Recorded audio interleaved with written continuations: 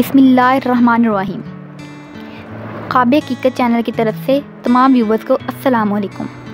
Viewers, आज की video में मैं आपको बताऊंगी ख्वाब में आग देखने की ताबीर। अगर साहब ख्वाब में आग देखे तो दलील है कि मालदार औरत मिलेगी या बारिश होगी। और अगर कोई शख्स ख्वाब में आग को रोशन देखे तो दलील है कि वो दौलतमंद होगा और उसको तरक्की हासिल होगी।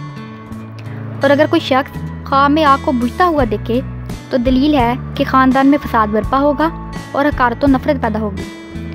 और अगर कोई शख्स ख्वाब में खुद को आग उठाता हुआ देखे तो दलील है कि हराम माल पाएगा और माल बेजा खर्च करेगा। और अगर साहब ख्वाब में कुछ पकाता हुआ देखे तो दलील है कि बेहिसाब नफ़ा हासिल होगा और बेजा खर्च से इजतनाब करेगा।